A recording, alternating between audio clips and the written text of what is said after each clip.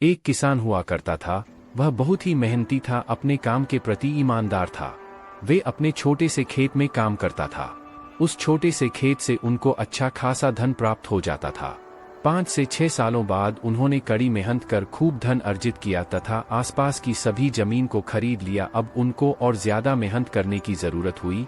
वह अकेले इस कार्य को करने में समर्थ नहीं थे, इसीलिए उन्होंने वर्कर रखने के लिए अखबार में इश्तिहार छपवा दी तथा इंटरव्यू लेने के लिए बहुत से लोगों को बुलाए। वे सभी से सवाल करते हैं कि आपको एग्रीकल्चर के बारे में क्या नॉलेज है, यानी खेतीबाड़ी का कौन सा काम आता है। लोगों ने अलग अलग जवाब दिए। किसान को उन सभी का जवाब समझ में नहीं आया। फिर एक लड़का आया, उनसे भी यही सवाल पूछा। उस लड़के ने जवाब दिया।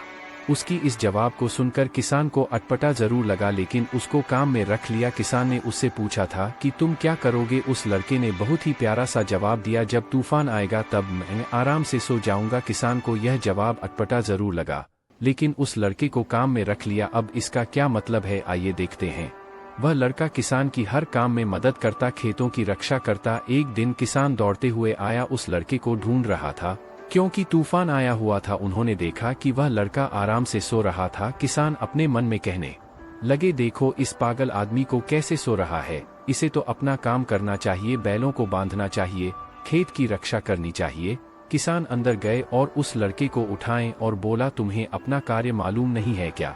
लड़के ने जवाब दिया, मैंने आपसे पहले ही बोला था जब तूफान आएगा तब मैं आराम से सो जाऊंगा। किसान कहने लगे, यह पागल बेवकूफ आदमी मेरे पल्ले कैसे पड़ गए। जब तक यह उठेगा तब तक मैं अपना काम कंप्लीट कर चुका हूँगा। किसान गायों को बांधने के लिए दौड़े। जब वहां पहुंचे तब उन्होंने देखा कि सभी कार्य पहले से ही हो गया था। कहानी से सीख।